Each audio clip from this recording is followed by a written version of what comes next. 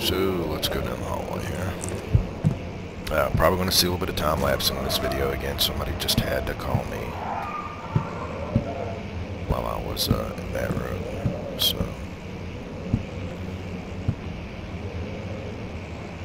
man, does this look a little bit too much like Resident Evil 1 Hallway to you?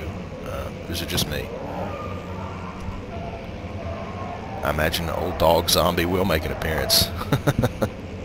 I really didn't say that last time.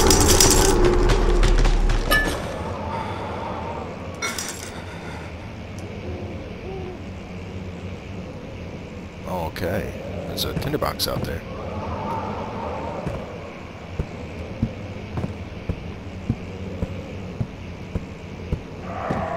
Well, I know just where to find something nice and heavy to throw out there. I'm sure a chair, whoops, will do. Hey, isn't that close?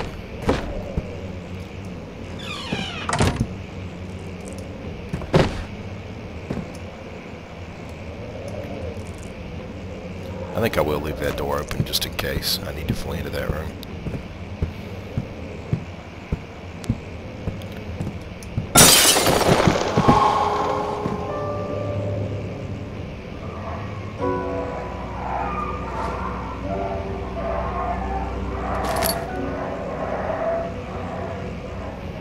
I wonder what would happen if I just dived out the window. At this point, I think that might be a nice alternative to actually continuing through the game.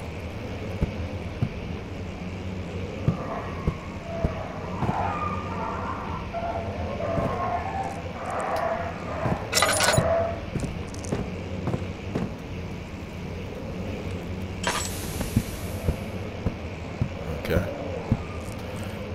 think it's time to drop a little.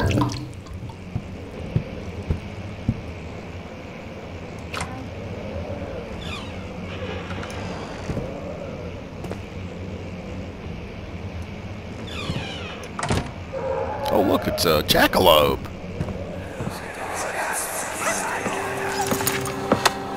Let's see what you have to offer.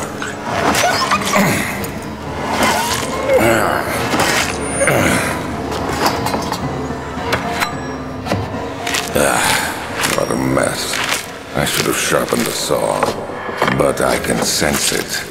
It's definitely there.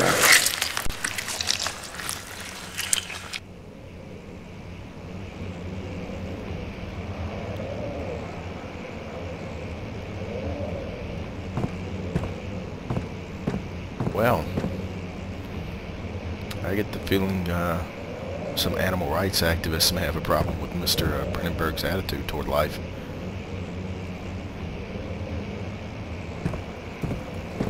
Let's close this door. Oh boy. So we got the canine spine, shovel.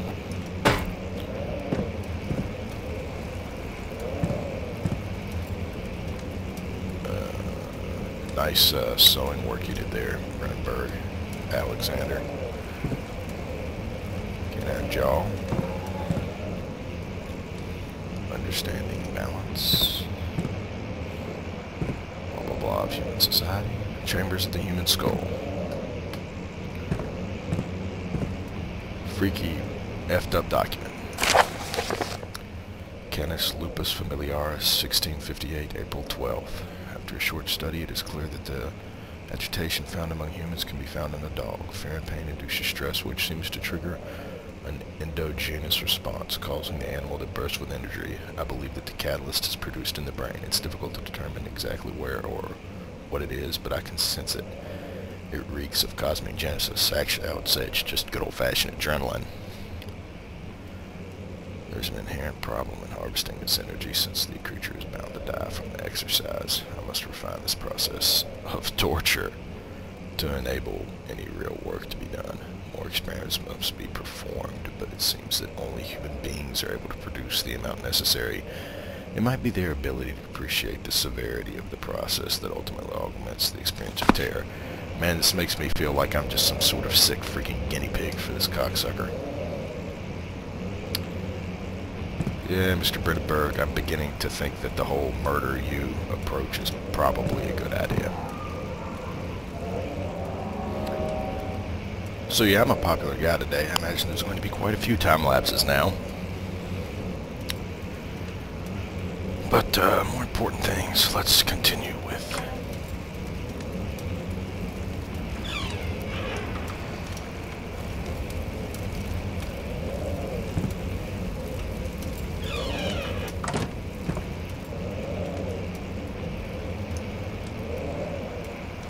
We'll check that document here in a moment.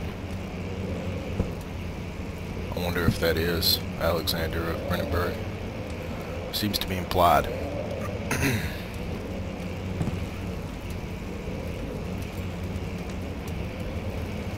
Nice statue. Very tasteful.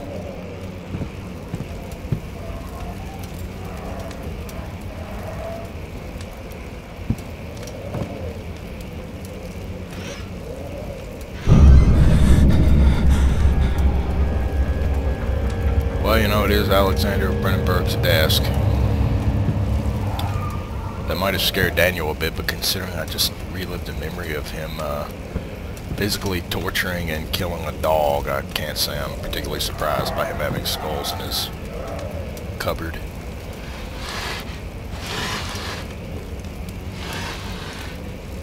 The box.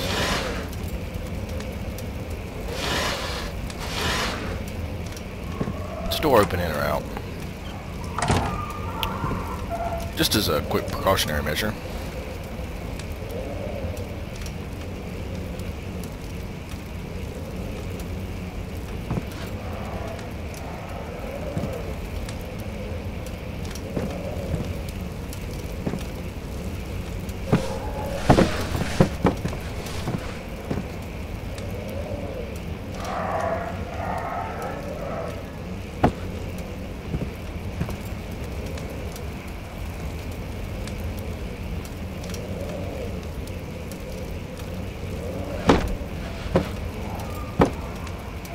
Good enough.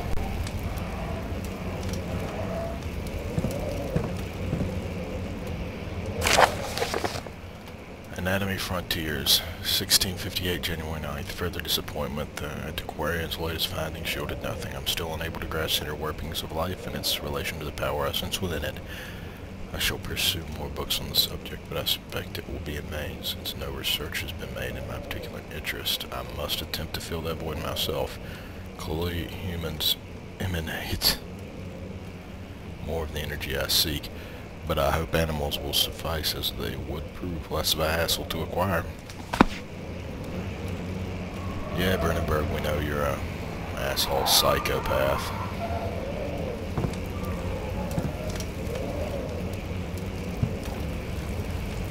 And that's really all that's to be had here, just some documents. Honestly expected something a little more important long term. In case Dog Zombie does show up, a bone may come in handy.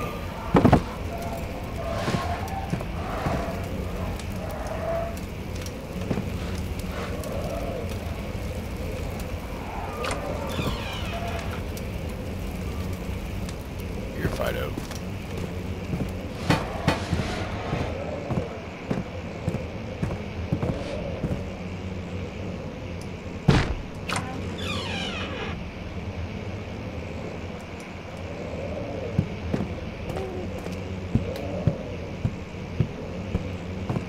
Thought I was kidding about the moan, didn't you?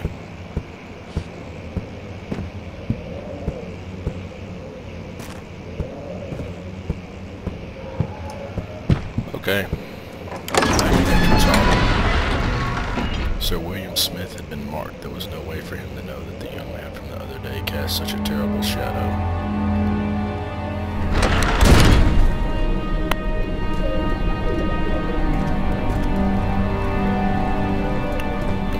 Body parts for me this time. That's a step up. The music sure isn't soothing anymore. So now I'm sort of at an impasse. Should I go ahead and check the storage? Should I just go straight Don't forget your bag, Daniel. I won't, Herbert. There is no shame in using a parasol in the desert. As it happens, it's imperative to your survival. But it looks ridiculous. The shame will hurt much less than dying, I assure you.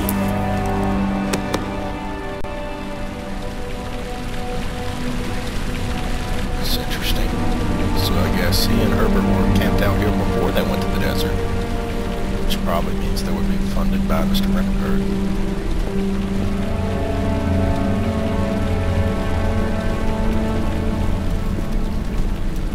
I guess I'll go ahead and check out the storage, regardless. If it does turn out that I need something from down here, it'll save me a little bit of time and trouble.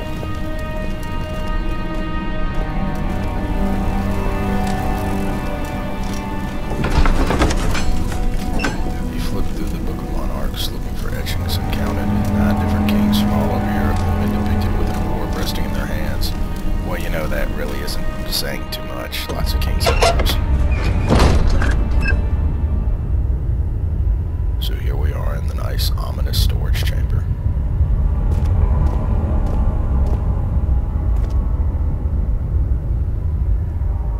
I think at this point I'm probably going to call it a break. I've had so many interruptions today. It has been particularly annoying, and I'm not really sure where I stand on time as a result.